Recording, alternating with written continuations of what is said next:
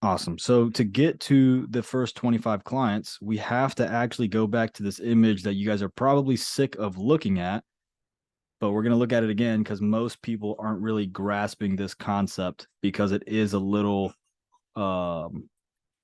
it's not complicated, but it is a different way of thinking. And so I'll break it down a little bit easier today on the whiteboard. So the customer, well, first, does anybody not know what this is? We're all pretty familiar here. Okay, cool. I can't see your screen. Oh, let's try again. There it is. There we go. Awesome. So here is anybody not familiar with what this is? Great. So this is what I want to focus on. This is essentially where it ties into Jonathan's main question, which is how do we use and structure the social media? So first things first, fulfillment. We've covered fulfillment probably 1,001 times. You're going to go to, and I can even share with you guys a new document I'm working on right now. Here we go. What you're going to do is for the fulfillment, you're going to, let's see, this is what we do right here. So it's the SASO University process where we actually follow the SASO acronym, right? Which is simplify, automate, scale, optimize. So what you do is as you are setting up your business, you want to map out every step of your business as you go. And the goal is to remove waste. And then that which is left becomes a standardized, streamlined process. You create your SOPs, which are your standard operating procedures, which is basically how you do what you're doing. And then, of course, you need to automate and outsource. And so the automation and the outsourcing basically refers to automating the communication, automating the sales call, nurturing email sequences, automating retargeting, all of the high-level stuff you can do in the workflows. For the outsourcing basically goes to the work of the fulfillment for high level, the setting up of the retention model. And so that will essentially allow you to streamline or reduce your fulfillment cycle, which up here, if we look at the, or not up here, down here, if we look at the fulfillment cycle, this is the fulfillment cycle. So you have the order fulfillment, which is you actually completing the work. And usually what ends up happening, and especially if you're between 1 and 10 clients, you definitely don't want to get stuck in this part, because if you get stuck here and you're not doing this, then this is going to slow you down. And then, of course, if that slows you down, you have to wait to get a client on a meeting before you can close them. And then once you close them, yeah, you can fulfill. But then if you get stuck here, or the worst case scenario is not only are you stuck here, but you're not doing this. So if you stop, and this is called the feast and famine cycle, if you stop looking for clients because you are fulfilling, then it's going to be much harder to kickstart this entire engine back up. And I can give you I can give you a like time estimate, right? The time between, and I'll see like and Jonathan, I'll use you as an example just because you mentioned you just had a client fly you out and then you're fulfilling. So between you closing that client and you fulfilling that client's order, right, doing what you said you're going to do, how much time is between you closing the client and you fulfilling that client? It can be an estimate if you haven't done it already. On the call, or actually right now? Like right now, like between you closing them and then you doing what you said you're going to do, how long is that going to take you? Probably about a day. Perfect. I'm very happy you said that. 1 day. Now, what you're doing for them, how long will this take? Oh, probably like a couple hours, because I got a lot of stuff already pre-built. It's just putting everything together and tailoring it to them. Yeah. So let's say this also takes a day. Now, let's say that Jonathan is, once as he's doing his sales meeting and as he's doing his order fulfillment, let's say because of this, he has stopped looking for clients, even at 2 days. This then pushes him 2 days behind. So it's going to take not 2 days to catch up, because it's not just 2 days behind. He's having to stay relevant with the social media content and be consistent. So this, and let's just say 2 days just to be in favor of his plan. So this is going to take 2 days. Now imagine every time he gets a client, this slows him down, right? So he's having to kickstart this process over and over again. And now this part, looking for clients, how long, Jonathan, would you say it takes you to find a paying client? Uh, that's a great question. So this is the, and I'm not saying this to pick on you, but I'm just saying this to reveal like this is the hardest part for anybody, right? So this process is an ongoing process where it's basically like infinity times. But what we want to do is we want to keep this going the whole time, right? So the Right. reason I want to mention this is because if this is going the whole time, then what's happening is you're focused right here on the fulfillment and you're focused on closing clients. Because if this is automated or going nonstop, then the only actual work that you're doing is going to be these two items. And then as you're going through these two, checking your calendar, you have clients coming in. So the goal is how do we get this to be a never ending waterfall, pushing leads and clients into our sales meeting to where all we're having to do is hop on meetings and then fulfill the order that we said we were going to fulfill. Or better yet, outsource this to some kind of a contractor, right? I'm just going to do a mouse cursive. We're going to pretend that says contractor. So this is essentially what we want to do. So we need to, if we want to make this work, let's go look at this portion, so the customer journey. So for this to properly work, we have to set it up in reverse order. We already know this, right? This is SASO University 101 stuff, right? Here's the thing. The fulfillment capability needs to become standardized. This needs to be productized. So Jonathan said something really smart. He says, my model is basically my model. I just tweak it to what they're doing. It allows me to fulfill within a day. I've been working with Jonathan one-on-one. I already knew he was going to do some smart stuff like that. So in Jonathan's case, this has become streamlined. So we can basically check this box off for now. And what you're going to see is we're going to go through this process multiple times, and we're going to have multiple check marks as we scale. So the next thing he's going to need is his conversion mechanism, which again, I already know he has this in place. This is like you already built your funnel on automations like we discussed, right? Yes. I think he did. Jonathan, Yes. did you can you still hear me? Yeah, I can say. You might not be able to hear me. But I know from the oh, can you hear me now? Yeah, I can say.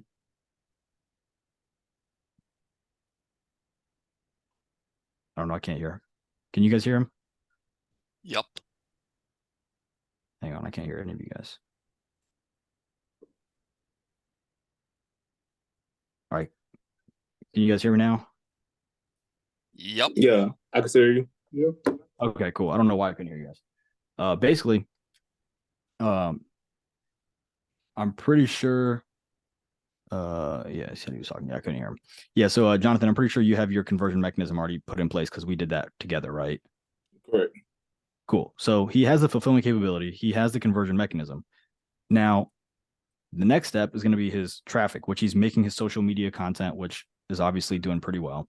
But here's the thing. Fulfillment wise, Jonathan, you've already standardized how you want to fulfill to a certain degree, right? Right. Great. So this could eventually be handed off via SOPs, and he can outsource this process, right? The conversion mechanism, Jonathan, we covered this hundreds of times, not because you didn't get it, but because you got it very quickly. How many times are you going to change your conversion mechanism? Depends on, it's gonna be low, but all depends on how many no's I get. Exactly. So, but it's going to be low. So we already have this. The second check mark would be handing the SOPs off to contractors, but this is already done for now. The traffic becomes, and this is the part where people mess up consistently. The traffic becomes your main focus. This is the part that a lot of people in this community, and a lot of people who run any kind of online agency, a lot of people who do high level, this is the part where they fail. 100,000,000%. This is the part where they fail. Right here. Because this requires discipline. This requires testing. This requires you to put your ego to the side. This is where people fail, is in the traffic. It is 100% in the traffic. So if we can go back to our whiteboard. And so if we go back to the whiteboard, So if we're trying to get to our first 25 clients, then number one, we need to have the offer, and then we need to have the, well, actually, we need to go in this order: niche, which most of you have, offer, and angle, which basically is what do you want to do and what's the angle you want to take. So the angle just refers to DIY, DWY, DFY. Okay, nothing crazy there. Then from here, we create our high converting funnel, which essentially is it's a low funnel. It's a low drag funnel.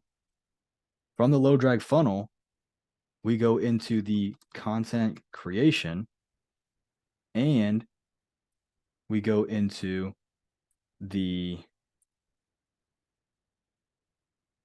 outbound outreach, right? So none of this is new, right? This should all be pretty familiar, right? The outbound outreach is going to go into content creation or the social media profile as the ultimate downsell. Now, if we come over here, the purpose of the outbound outreach is to push to a sales call. If the sales call, if you're not able to push to a sales call, what we're going to do is you're going to push to social media, yes, but we can also push to a Loom marketing audit. And the purpose of the Loom marketing audit, if you watch the training I just dropped, I basically explain it's a way that you can retarget people when they kind of ghost you a little bit. And the Loom marketing audit is supposed to push back into the sales call. Okay. This is the exact flow that's going to happen. Now, from the sales call, we go into fulfillment. Fulfilling, and then with the fulfillment, you obviously start, solo, and then we talk about outsourcing as we scale. And then from here, with the fulfillment, we're gathering case studies. And what are we doing with the case studies? Again, none of this should be new. This goes right back into our content. So again, none of this is that new. Additionally, with the case studies, we're pushing it into our high converting funnel, but the main focus of it really just goes into the content creation. So again, let's come back here and check this out. Everything that I'm going to put in green, everything in green is going to be the fulfillment capability, or not the fulfillment capability, sorry, the conversion mechanism. Okay, this is the step 2. Then we go into the traffic generation, which is going to be in red.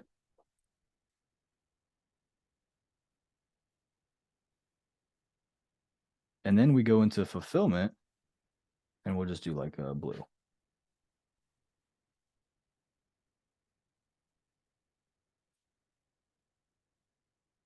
Here we go.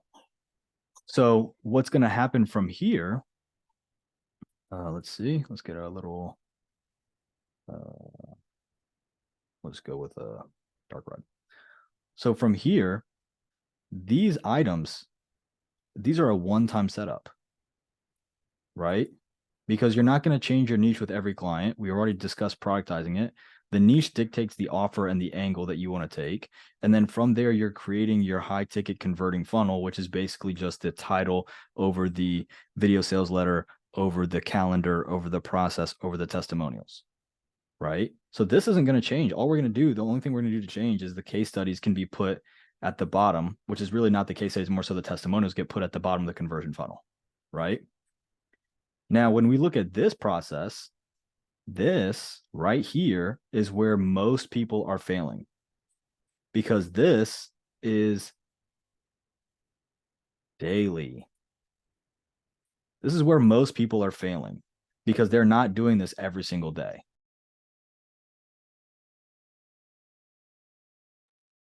So because they're not doing this every day, they're not pushing people to the sales call. And because they're not pushing people to the sales call, they're not pushing people to fulfillment.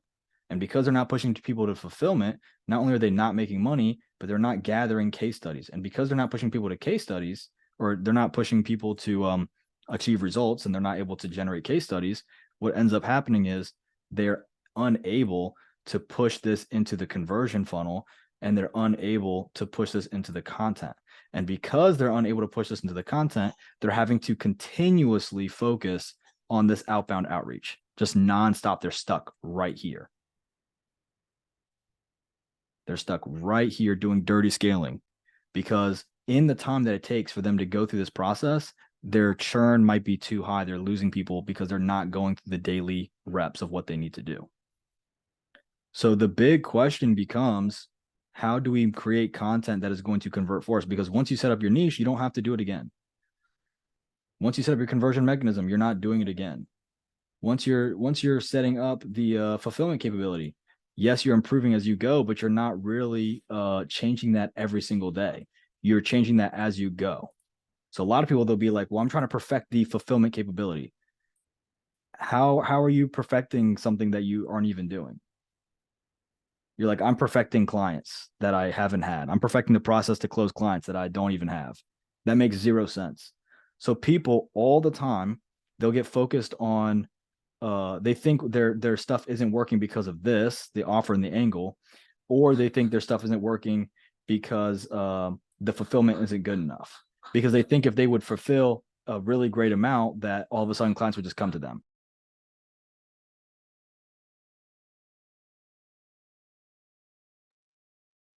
So this is essentially the process where people think they mess up. They think it's the angle. I don't have, or even the niche. Oh, well, I can't find any clients because my niche sucks. That's a bad niche. It's an oversaturated niche. It's this, it's that. This is always what people boil it down to. They always want to say that it's, some kind of issue within these three aspects. The biggest issue, or even my personal favorite, is they think the issue is in the script they're using, or I just need to pump out more numbers. The biggest issue that people are facing is this, because if this is done properly, then you will have inbound clients who are much, much easier to push to the sales call. We already know this from a mathematical, statistical point of view. And we know this. Jonathan's here. He just started off the call before we started recording by saying he had a client he landed a client through a TikTok and he got flown out to a location, right? It's just so much easier to close inbound clients because they come to you already indoctrinated on your methodology because of your content. They come to you with a pain point that you've agitated in your content. So they're not going to come to you and say, oh, you made content that agitated a problem and I want to fix it, unless you make that content, right? Super, super obvious stuff. Does this make sense so far?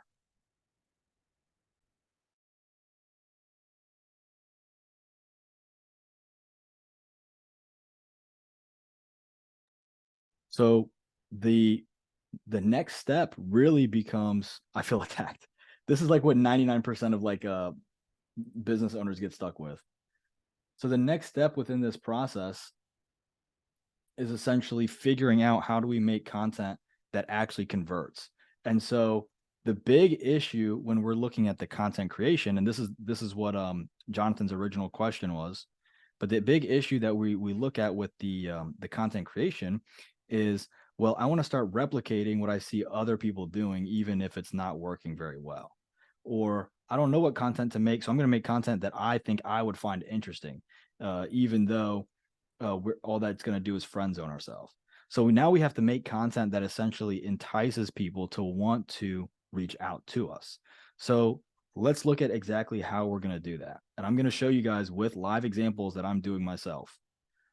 So if we're looking at, and I'll have you guys let me know what you think. What do you think is the single most important social media platform right now for the bottom funnel content? We'll put it in like a dark red, or we'll do light red. Somebody let me know what you think the single most important piece of, or the single most important social media platform is at this very moment. As of right now, I think it's TikTok. Okay, TikTok. I Anybody have a else? feeling you're gonna say TikTok. Anybody else? All right, the single most important social media platform right now is YouTube. Hands down, it is YouTube. Because what you're going to do on YouTube is that's where you're going to have all your indoctrinating content. So that's going to be where, if people are watching your Instagram, if they're watching your TikTok, if they're watching your Facebook stuff, if they're watching anything, the longer form content, the more that invested they are in it, right? It's just they're gonna be much more invested. It's gonna be much more indoctrinated. What kind of think about this, right? Just to put in perspective, what kind of a fan of yours or an audience member of yours watches a TikTok? So compare your average audience member of a TikTok versus your average audience member of a YouTube video. Who TikTok versus YouTube, who's more vested in potentially working with you? It's going to be YouTube, right? Because it's longer form content. It's more in-depth content. It's your status delta content. So what we want to do is we want to focus on YouTube. Now, when I say focus on YouTube, I do not mean all of your content goes on YouTube. I don't even mean most of your content goes on YouTube. When we're looking at YouTube, what we're looking at doing, and again, I will show examples of me implementing this process. I'm literally starting this from scratch to show you guys how this works. YouTube, we're looking at one time every 1 to 4 weeks. This is what we're doing with YouTube. The iteration is once every 1 to 4 weeks. So I say this to say, if you are brand new and you really don't have time, then you can stay right here around the 4-week mark and you can focus on the 4-week content. Now, we talk about this all the time, but we are never relying on the algorithm. We're never relying on the algorithm. If the algorithm helps you out, congratulations. The social media, I don't know, gods have chosen you, right? However you want to look at it. But we're never focusing on the algorithm. What we're going to do instead is we're going to take some action and we're going to use other social media platforms to essentially push traffic into the funnel. And so that's where platforms like Facebook, Instagram, and we can even go over here and say Twitter. I'm not going to call it X because that just feels stupid. And we can even go a step further. Actually, no, that's pretty good. So we can go right here, okay? So this is going to be your mid-funnel content. So essentially what's going to happen is, and some of these can act as top of funnel too, but this is usually the mid-funnel content where you're not focused too much on growing these, but more so nurturing these, okay? Now, if we go above this, and you're going to see how this becomes, you're going to see a literal funnel being built in front of you. We look at our top of funnel content. We're going to look at TikTok. We're looking at group engagement. And once I have it all typed up and illustrated, you guys can take pictures if you want, or like I said, I'll post the call afterwards. And then we've got DMs. And then we can even go so far as to say paid ads. We can say let's see. Usually these are the main ones that I'm using. You could say cold calls and things like that, but really I'd probably even remove these two just because they're not really that needed. And what I'll do is I'd probably move Twitter up here because it's not quite mid funnel. It's not quite top of funnel. So we could do something like if these were like, I don't know, a little darker green, and we'll make Twitter a little light green. And so the whole purpose of using this model, right, is we're essentially pushing traffic. Let's get out a blue pen. So the whole purpose of this is group engagement for Facebook is going to push to your Facebook profile. It's also going to push to your YouTube content. And I'll show you live examples if you need them. The DMs, we just covered this down here.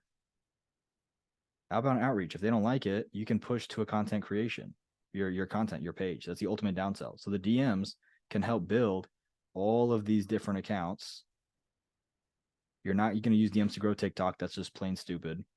And if they have an issue specifically, you can push them to YouTube. Okay. Facebook, when they're following your Facebook, I'm going to show you how you can push them to YouTube and then how you can use YouTube to push them right back to you. And I'll show you why, because some people will be like, well, there's too many steps. No, trust me. And then IG, what you're doing with IG is TikTok can link with your IG and your IG can link to your YouTube, and then you can send them right back. And again, I'm going to show you how to do all of this. So it sounds a little crazy and it sounds like a lot of work, but it's really not. And I will show you. So the whole focus is pushing to YouTube because it's going to convert significantly higher for you. And this is my favorite part, okay? Let me get a volunteer who's done some group engagement on Facebook. Sure. Doesn't great. I was hoping you'd be the one because you've actually sent me some posts and you were like, look at this clown trying to do this. Mhm. So in group engagement, what happens? And let me actually add something very quickly. What happens if, what is this doing? There we go. What happens if I try to pitch an offer in group engagement all the way to the sales call? If I try to go from a group engagement straight to a sales call, how well is that usually received? Well, either one, nothing will happen, or two, you'll just get shredded apart. Perfect. DMs, if anyone's done DM outreach, if you try to push straight to a sales call, what is your likelihood of converting from DM straight to a sales call? And before you answer super high, I want you to also ask yourself, have I ever been converted from DMs directly into someone's offer without any other validation? So does DMs to a sales call, how well does that work? Not well. Not well. TikTok to a sales call, how well does this work? Apparently it works. Like I've seen it happen. It works. It does work. But if all of our TikToks are pushing to a sales call, it's not going to work too well. So here's what we do. This is the exact flow. So if you don't listen to anything else, I tell you, this is the most important, like 60 seconds I'm going to say. Okay. Fulfillment should be easy. We've been doing this for weeks. We've been doing this for months. Look in SASO University, follow steps 1 and 2 training. Okay. That's you're picking your niche, that's picking your angle, that's picking your offer, that's looking at the market, that's figuring out what you want to offer, and then how to offer it comes after. But as you figure out how you're offering it, you're essentially either doing it yourself because you're resourceful and you go to the high level resource, or you're going to YouTube, which is the exact way that 99% of us have started, and you're going from there.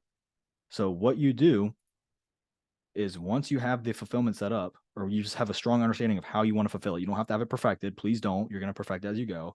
Once you have the niche selected, the angle selected, the offer selected, and the conversion mechanism built, you're going to focus right here. Okay. And you're going to create VSLs. And I will show you 100% how to create that. Okay. On the VSLs, you're going to post these, like I said already, 1 to 4 times. You're going to post 1 to 4 a month. Okay. Guess what you're going to do now? Now you're going to use every item here. And I'm even going to move these out of the way just to make this illustration really nice and seamless. You're going to use every single piece of content to push to this.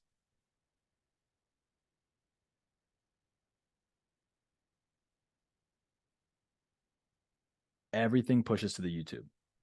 So if you're making 1 YouTube a month, and I'm going to show you an exact screen. I'm going to show you exactly how it works. When you're making your VSL, the VSL is the lead magnet. We don't do lead magnets anymore. We do dynamic lead magnets. The VSL, what you're going to do is you're going to annihilate one topic. And I'll go so far as to say, really, it's a subtopic. Okay? You're going to annihilate a subtopic. So let's move this so you can see it. In the subtopic, you're going to explain what, and you're going to explain why. Never how. It would not make sense if Bill were to make YouTube videos for free saying, here's how to do exactly my job. That would not make sense. But if we focus on case studies, all of a sudden that becomes much more enticing. So now let me show you the exact explanation of what I'm talking about. So looking at this document, this is the exact document I create in the YouTube video, or I have in the YouTube video. I read the document. This is the exact problem I'm fixing. I read the document. I explain what to do. I explain why we do it. I don't say how. I explain what to do and why to do it. Here's even what model to use. Why do we use these models? So we can use this ascension model and how we can upsell them, right? And then from here, it's just what and why and what's at the very end. At the very end is two call to actions, okay? If you want to join SASO University to get more access, go to this link. Here's the pricing. If you want this document, hit me up on Facebook or Instagram. Now, why is this call to action so nice? Well, it's very short and succinct, so I'm not going to be painful to anyone who's watching. But check it out. If they DM me asking for, hey, can I figure out the fastest way to reach my first 25 clients? What do you think their pain point is? This is a super easy question. This is not a trick question. If they're asking for this document, somebody let me know what you think their pain point is. Lack of clients. Yeah, to get those first 25 clients, right? So if they DM me asking for this document, then they probably want to figure out the fastest way to get to their first 25 clients. And they already have the YouTube video, but they want the document. So I can give this document away where I'm showing the what and the why. It doesn't threaten me because it's not the how. And when they go to this document, the first at the very top, if they open this up, they have the YouTube video. You guys see, does it show YouTube right now? Yeah, okay, cool. So it has a YouTube video. So that's going to get me views. And then just by doing this, okay, just to give you reference, just by using this model, I already, with one video, I had some group calls, but with promoting one video, I went from 33 to 101 subscribers in under a week, which is not bad at all. And so what we do then, or what I'm literally doing, the same thing that I'm telling you guys to do, okay, is let's go back to the whiteboard. So from here, what we're trying to do, where's the whiteboard at?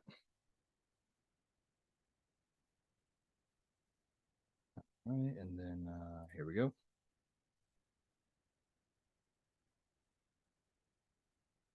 So popping this back open. So now what I did is I have the YouTube video. And so I went to a bunch of groups, and anybody who qualifies under the 25 client pain point, I'm basically saying, oh, hey, check out this YouTube video. And I just linked the YouTube video. And that's it. And just by doing that, one video, 211 views so far. I went from 33 to 101 subscribers off of one video, okay? So I'm starting brand new from scratch with you guys, okay? And then I had 5 people sign up from one video. 5 people sign up from one video. And almost all of them came in the exact same way. Can I get access to the document? And I'd go, yeah, here it goes. Here you go. And then from there, I'd say, cool, tell me about like, where are you so far with the business, right? Because again, if they want access to it, it tells me that they're not quite where they want to be. And so once I have the video, all of my other content is just pushing to the video. That is it. That's all we're doing. Does that make sense so far? Anybody confused on that?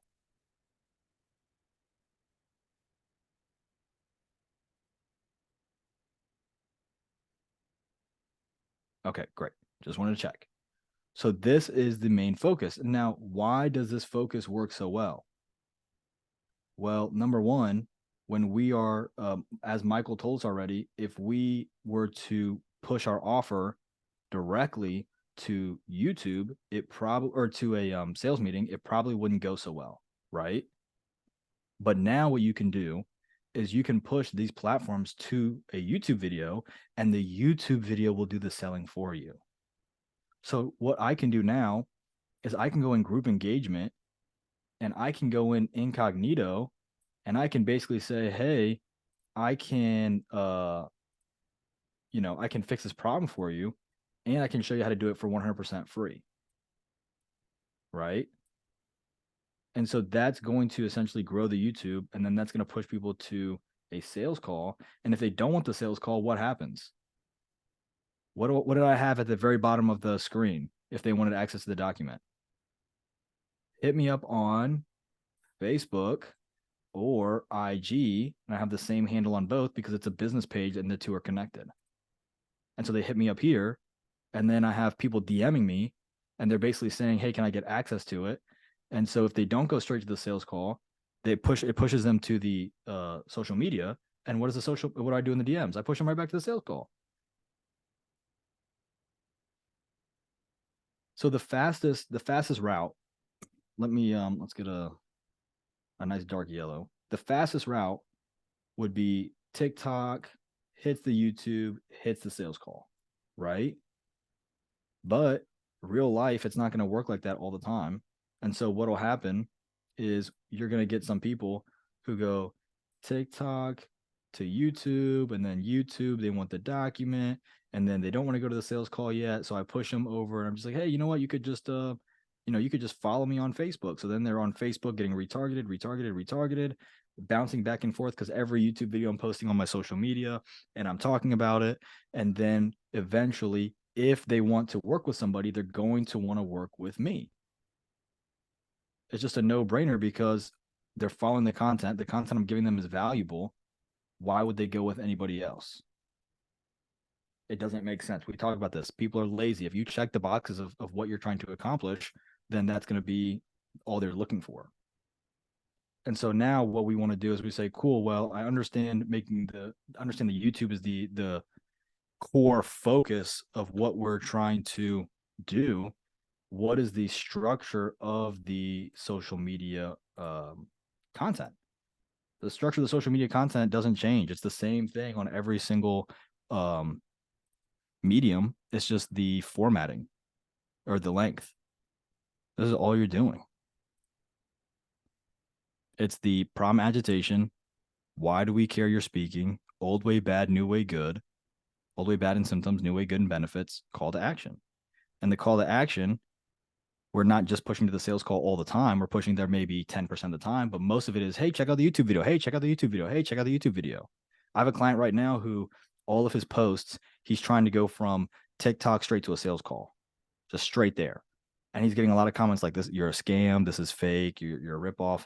He's not following this framework yet. So he's going to be super happy when we start following it. But the other issue is if you, like Michael said, if you go straight for a pitch, what's going to end up happening? You're going to basically lose the you're gonna basically burn some reputation. You're gonna lose the ability to have your foot in the door without getting roasted and torn apart, and you don't want that. Because if someone says, well, you're just trying to sell something, you can't say, no, I'm not. You literally just ask someone to come buy something, right? But if you say, hey, I have free content on XYZ topic, which is solving a problem you have, you're going to grow your audience. And we already know that growing the audience is the single most important thing. We also know from this meeting where I'm reiterating, we also know that growing your audience is going to be the day-to-day focus of most of what we're doing. Because without growing the audience, you have no one to pitch to and to sell to. And if anyone's thinking, because this is usually the next thought, right? The next thought is usually, well, I don't want to make front-facing content. I just want to do, I want to do content where I don't have to be front-facing. I want to do content where all I have to do is, DM people my offer using automations and AI. It doesn't work like that. And again, the proof is in the pudding. None of you are going to be converted off of that kind of model. There's very few people getting converted off of that. And if they are, then your conversion rate is going to be abysmal, which means your client acquisition costs are going to be through the roof. Everything I'm showing you here is free, right? So in the YouTube video, which again, I've already shown you, you just create a document on one problem. You answer the problem. It's covering the what and the why. Hop in Canva, make some little cute animations and illustrations to kind of reference your pain point. And the whole process, sales is all it is education. It's educating why what you're doing doesn't work. It's educating why what I'm showing you does work. It's educating why you should listen to me, right? That's the framing. And so then from here, the question becomes, cool, so what kind of content do I need to make on the short form? If YouTube is a VSL, old way bad, new way good, you know, here's the problem, listen, here's why you should listen to me, old way bad, new way good, call to action, guess what TikTok is going to be?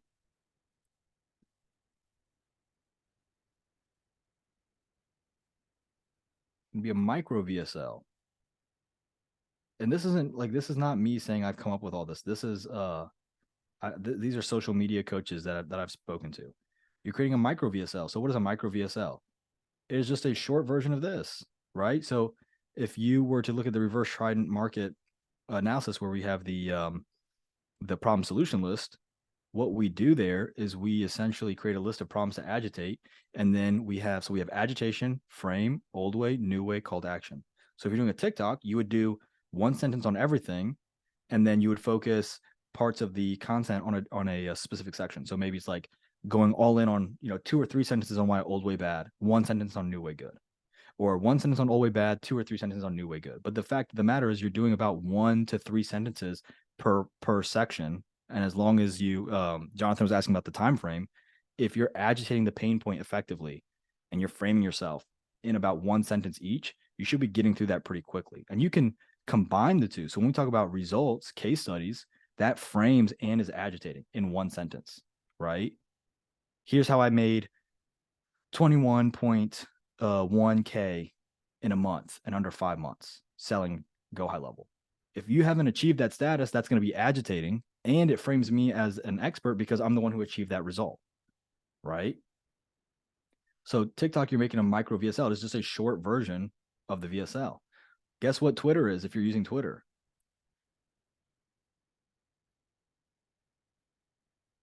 It's your VSL outline in a Twitter thread. Here's the outline. And you guys have seen this. It's like, here's how I did this result. And then it's like next tweet. And then people will screenshot that.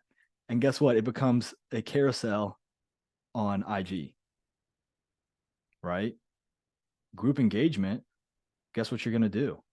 When you see people struggling, you're going to basically outline the VSL on how to fix it. And then you're going to be like, oh, by the way, if you want a video where I cover this in depth, YouTube. And then in the DMs, if somebody DMs you and they're like, hey, I'm looking to solve this or that, you can send them a link to the YouTube video and then follow up a day or 2 later and be like, hey, if I'm looking to do this, well, hey, I've got content on it that can be in your back pocket, but you could go, cool, where are you? Where do you want to be? And then you cover the outline. And if they're interested, you push to a sales call. And if they're not too interested, you follow up and just send them the YouTube video. Because don't forget, YouTube can be monetized. So you're building an audience and you're able to monetize. So I posted 2 YouTube videos. I only promoted 1 of them. I'm already at 100 subscribers. So I'm already 10% of the way the place I need to be to monetize the channel. And now that I have more followers, my watch hours are going to go up. And that social proof is going to go up. And you can, like I've told you guys, 1 video that I've promoted using this model in the past week. So imagine if I start increasing my inputs, right?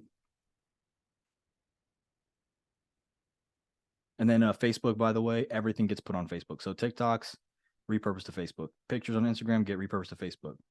Screenshots from Twitter and text from Twitter gets put on Facebook.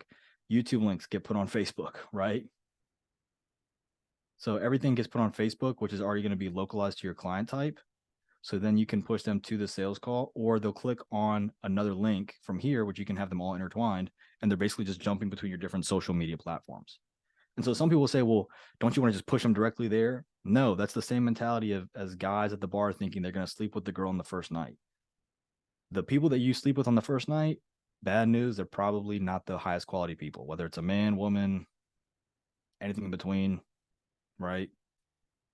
If you want like a meaningful relationship, usually it's going to take some nurturing. Usually it's going to take multiple interactions or touch points, right? Usually it's going to take the 7-hour rule. So that's where all this comes into play. Now, imagine for a moment, remember this section right here. If we were to loop all this in, this is, check it out. This is like traffic.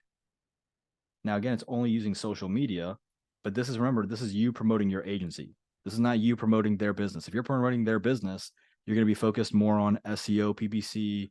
You're going to be focused on retargeting, using emails and SMS. You're going to be focused more on the traditional things. But when you're promoting your agency, this is the method of your traffic generation. But remember, we have 3 portions. So imagine if this is where we need to focus all of our time, and we know we need to do this daily, then, and we can see that right here, right? So this basically gets looped into all of this, by the way, all of this is just this portion right here. And so a lot of people, what they'll do is they'll be like, well, I don't need to do this, or I'm just not going to focus on it. What you need to do instead is you need to have this set up, because once it's set up, it doesn't change. And then you need to have this standardized so you can improve it as you go. So this gets easier as you go. And then all of your focus remains right here. This is where you want all of your focus to remain, right here. Because again, this does not change. This only gets better, right? This is like the stonks meme. Stonks going through the roof. This is getting better. This doesn't really change. If it does, it's getting better, maybe a little bit. But really, if you want to talk about optimizing this, you need about, I had one guy tell me you need about 500K visitors to really get true data with split testing. I don't know if you need that many, but you do need a significant amount. So a lot of people get like, they focus on this. I'm not converting enough. This is where the conversion takes place mentally. This is where the conversion takes place physically. Okay. Again, the example I always use, look at influencers. They will have the ugliest, stupidest store you've ever seen in your life. It will sell out like that. Why? Because their audience is in place. They have, it's not even called an audience. We call it a tribe. A tribe refers to an audience who likes the way you think. Not quite a fan club, but we call it a tribe. So they all think the same. So like, if any of you are political, if you lean left, that is your tribe, because it's a group of people who think like you. If you lean right, that is your tribe. It's a group of people who think like you. If you're moderate or Green Party or, I don't know, socialist, communist, fascist, whatever, that's your tribe, right? So we see this in politics. There are people who think similar to you. Religions, those are their tribes. That's the people who think similarly to you. I hate cold calling, cold emailing, cold DMing. So I use social media. This is my tribe. If you're in this group, you're within the tribe of people who recognize that those methods suck. Probably because you have a brain and eyeballs, but those methods suck. At least for scaling your agency. We're not talking about scaling your client's business. We're talking about scaling your agency. It's very, very different. So again, just to very quickly reiterate, this is set up once. This, you do your best to set it up, but notice how it's shaped like a gun. You got to pull the trigger to make it get any better. If you sit here and you plan this all day long, guess what's going to happen? It's never going to go anywhere. Has anyone ever been shooting before? Where you're trying to hit targets specifically, or hunting? Has anyone ever been shooting before? No one's been shooting before? Yeah, I go to the gun range. Perfect. I was hoping someone would say gun range. So you're probably familiar with zeroing a weapon, right? Yeah. Great. So for those of you that don't know, when you zero a weapon, you aim at the target, you line up the reticle or the iron sights, whatever it is, you're lining up the reticle to point at a target. You then pull the trigger, you make sure all your fundamentals are right. So you basically have to squeeze the trigger, you don't pull it. You make sure you pull it or squeeze it so slowly that it kind of shocks you or scares you. And then making sure all your fundamentals are not only the exact same, but done properly. That doesn't mean you're going to hit the target, because the way that you're angled down the barrel might not be the same way that somebody else is. So then what you have to do is you have to adjust your sight until where you are aiming is where your bullet is hitting the target. Okay. You cannot, it is very rare that you're going to look down the iron sights and be like, tweaky, tweak, tweaky, tweak. You have to see, you have to pull the gun, you have to pull the trigger, squeeze the trigger to see where the bullet's going to hit the target to go, cool. Now I know I need to adjust. And even when you adjust a weapon, you actually, and Jonathan, tell me if what you've seen is different, but usually you have grids on a paper. And so if you're like, let's say you're 5 to the right and 6 high, you don't adjust 5 and 6. You actually adjust half of that. And it's called walking it in. And that's why we call it zeroing being the ing, right? It's a process. You have to zero the weapon. So you would go, cool. If I'm 5 and 3 or 5 and 6, I'm going to go 2 and 3 and see how much closer it is. And if you pull the trigger, cool, I'm a little bit closer, making sure my fundamentals are still in place. And then I'm continuously adjusting until I'm hitting center mass, dead center, bullseye, whatever you want to call it, right?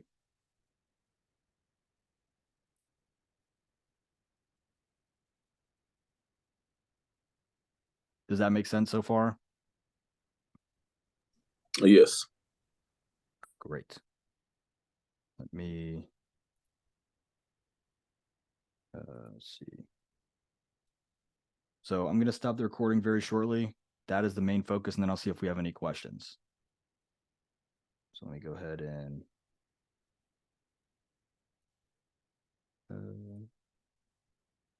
let's cancel this. And then let's stop the recording. Oops.